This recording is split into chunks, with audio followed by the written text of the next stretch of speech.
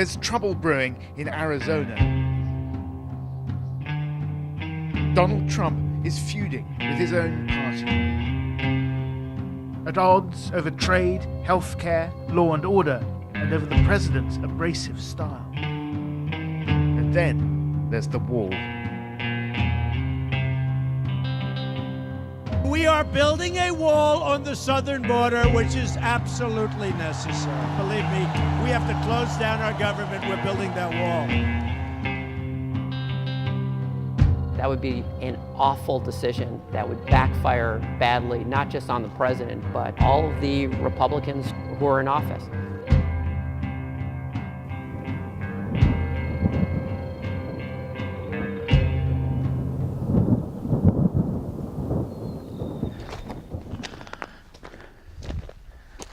Donald Trump said Mexico would pay for the wall, but that's not happening.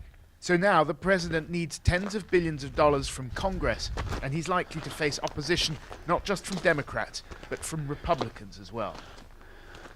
The battles being fought within the Republican Party, much like the tensions inside the Trump White House, can be seen as a fight between the globalists and the nationalists.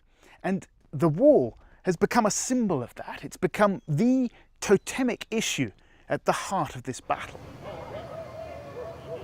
Arizona, like America, is divided on the issue of the wall. But those who want it built see opposition to it as part of a wider pattern of obstruction of Donald Trump's America First agenda. The wall represents a symbol of trespass. It's a symbol of don't come across here. We stand for who we are as Americans. And by not having anything there, it's open transition. It's very frustrating for me. If I behaved like they're doing in Washington, D.C., I wouldn't be the sheriff long. So what's the difference? I mean, people have hope with this president.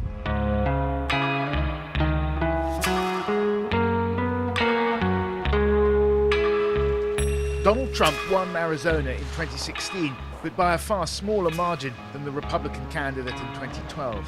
America has not made its peace with the fact of his presidency, and that includes much of the Republican establishment.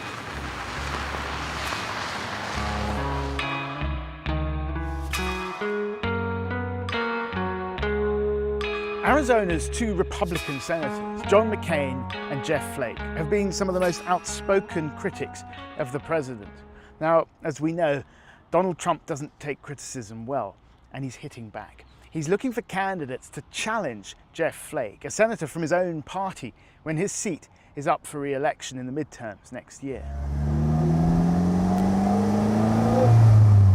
During a recent visit to Phoenix, the president met with Robert Graham to sound him out as a possible challenger.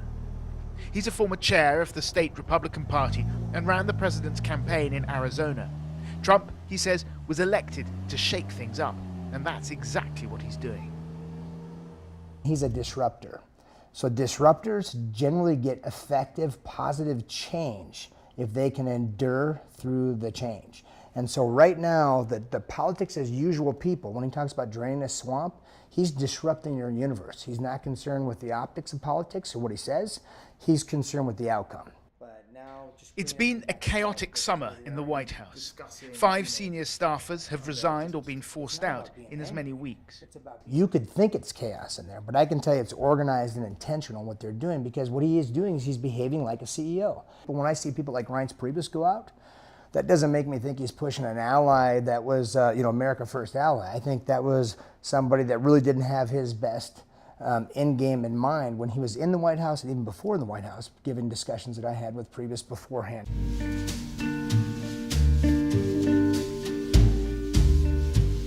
In the nationalists versus globalists narrative, one of the biggest rifts is over trade. Donald Trump leans towards economic nationalism. He wants tariffs on China. He said he'll probably pull the US out of the North America Free Trade Agreement. Classical Republicans, including Arizona Senator Jeff Flake, are appalled.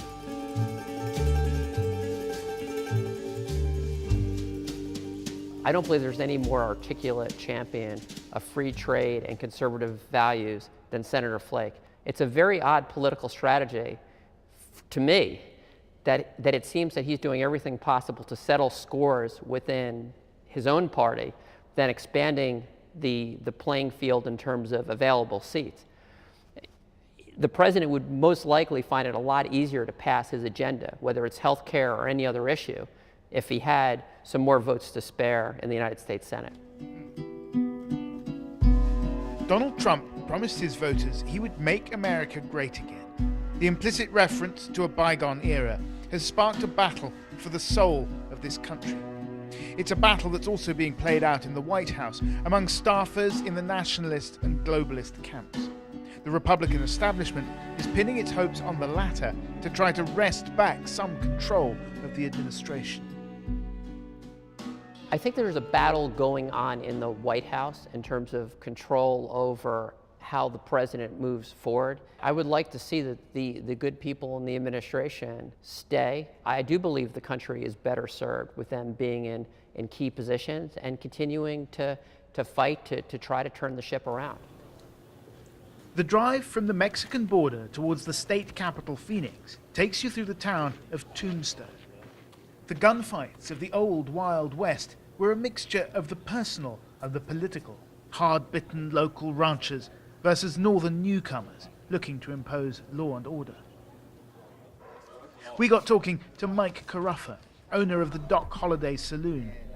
Tombstone today is a theme park shadow of its once edgy self, but still, old habits die hard. Hey, take care of business, Mike. A snarky remark from a neighbor sparks off some long simmering feud. Could I have a minute? Yeah. Be a man and stand up to what you I want to have say free and do it, but speech. quit running your mouth. You know about that? You're a big Trump fan, free speech? He was the one that walked by, take care of business. He just keeps running his mouth, and I'm tired of listening Johnny, to I him. didn't cuss her out. Is it about politics or is it? No, it's about what's going on in the bar. Okay, all right. And we are building a wall on the southern border, which is absolutely necessary.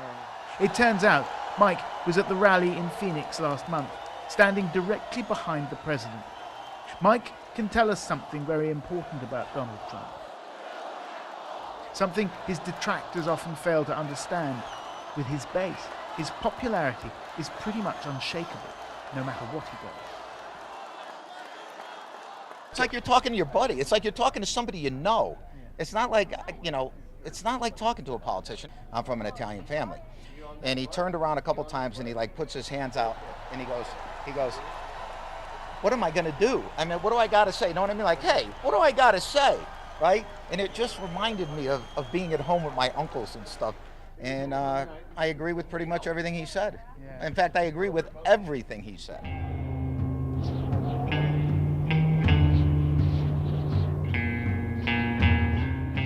And so the battle for the Republican Party continues.